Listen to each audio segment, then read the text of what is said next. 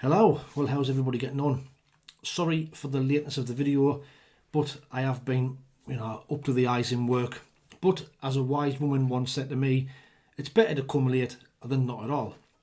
I didn't quite know what you meant by that, actually. Anyway, so Oxford on Saturday, 2 games to go. It's now time to flick this switch. What Regis Lebris keep talking about.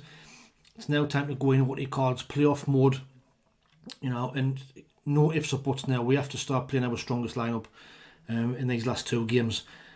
But there is a bit of injury news which is going to muddle that, but I'll touch on that a little bit later. But Oxford, managed by Gary Rowett, vastly experienced manager, been around a bit. He's gone to Oxford and he's transformed them this season. He went there in December last year. He's only managed 24 games, won 8, drew 7, lost 9. Got a win percentage of 33%, but he's given them a fighting chance of staying up. I think it was Des Buckingham who got sacked at the time, and they were looking like they were going to get relegated. They were struggling, they were getting beat. But he's gone there, he steadied the ship, and they've now got a fighting chance going into these last 2 games of actually staying up. They currently sit in 19th place. They've played 44, won 12, drew 13, lost 19, scored 44, conceded 62. They're on 49 points. And as you can see, they're currently 3 points above the relegation zone. I mean, it is the home form this season what's kind of given that fighting chance of staying up. They've played 22 at home, won 10, drew 5, lost 7, scored 29, conceded 29, and they've took 35 of them 49 points at home this season. Now, like I've said, the home form has given them a fighting chance of staying up. A win against us, will more or less guarantee safety if Hull, Derby and Luton didn't win. So, we're going to go down there. They're going to be fighting. They're going to be wanting to get this win. They play Swansea on the final day of the season to Oxford. So, their final home game, the crowd will be up for it. They'll be wanting to put on a show, and they'll be wanting to get this win to more or less guaranteed safety, which will be a fantastic achievement for the first season back in the Championship. Now, they have got some decent players. Cameron Brannigan is a good player from midfield. Jamie Cummin is another good player, a goalkeeper, one of their top-rated players, and Kieran Brown, a defender. They are 3 top-rated players this season. Mark Harris, who scored loads of goals in League One this season. He struggled this season, but I didn't know if he's been out injured. He's got 6. Greg Lee's got 5 and Kieran Brown's got 4. And assists, Tyler Goodrum has got 5, Brannigan's got 4 and Kieran Brown's got 3. So they have got some players to watch, but like I say, the main thing there on Saturday is going to be the atmosphere and the crowd, and their players are going to be massively up for that to try and get that win. Now for us, like I said at the start of the video, we've got to play our strongest team on Saturday and no ifs or buts about it. But having said that, like I said at the start of the video, we're going to be without Elijah Mienda on Saturday. He's going to miss Saturday's game with concussion. But Regis Lebris said in his press conference today that he hasn't got symptoms, but due to the protocols, he's not allowed to return back into the fold until Sunday, and he should be able to return against QPR. There is some positive news on the injury front though. Dennis Serkin will be on the bench for Saturday, hoping to get 25 minutes to half an hour. Jensen Seelt is also available again after that little minor setback he had. Dan Ballard will be available for the QPR game. Romain Mundle should be back in training the week before the playoffs. Adji Alicia, pretty much the same, was expected to be out for the whole season. He's going to be back the week before the playoffs as well.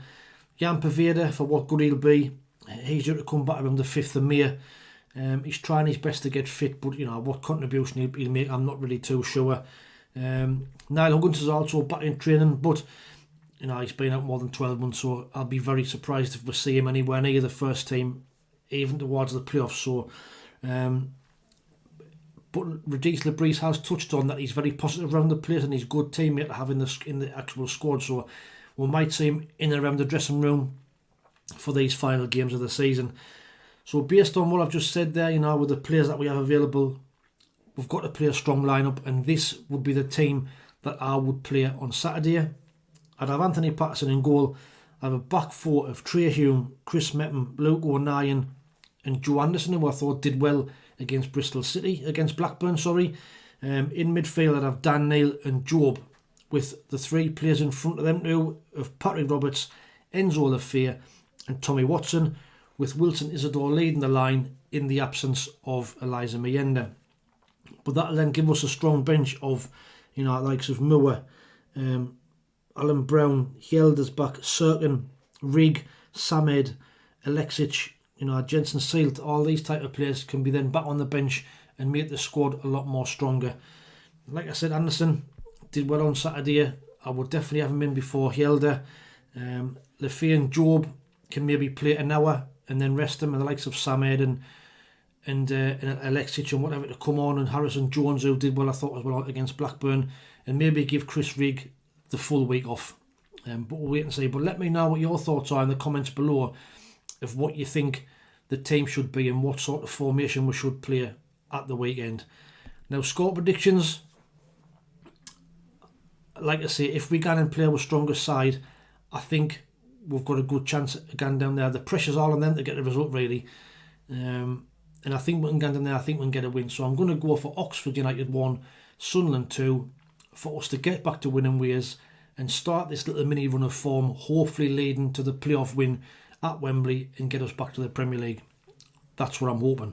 Now, the Blackburn game, David Newell successfully predicted a 1-0 defeat, which gets him 5 points. And there was also 3 people that predicted a loss, which was David Joblin, John T and Trevor Henderson, all get 2 points each, which that leaves the shirt competition leaderboard looking like this with 2 games left.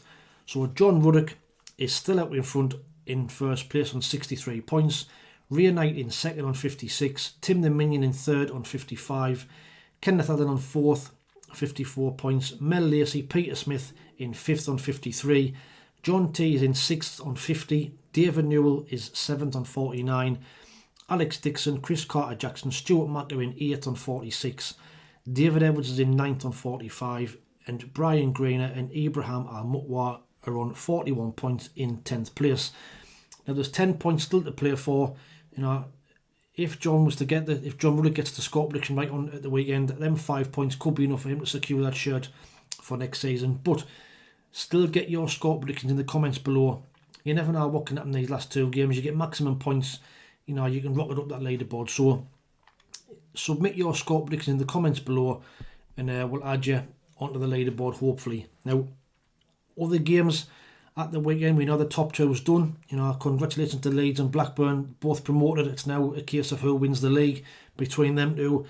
But the playoffs, there's still everything to play for. So other games that concern the teams to fighting for them playoffs are as follows. So Coventry go to Luton, massive game. Luton fighting for their lives. Coventry trying to secure that 5th, 6th spot. Millwall host Swansea.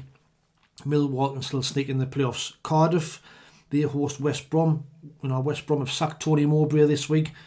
Bit of a shock, but he has been getting some criticism from the West Brom fans.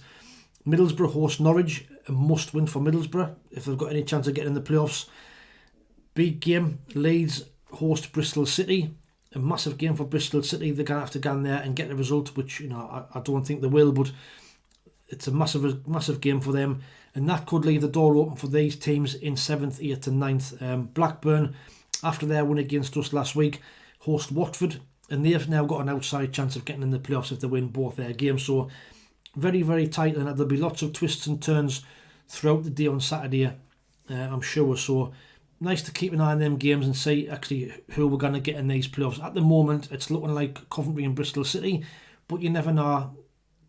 Anybody could sneak in the last 2 games, with the league table looking like this. So we know Leeds and Burnley are top, 94 points, promoted. Sheffield United, where the wheels have well and truly fell off, are on 86 points.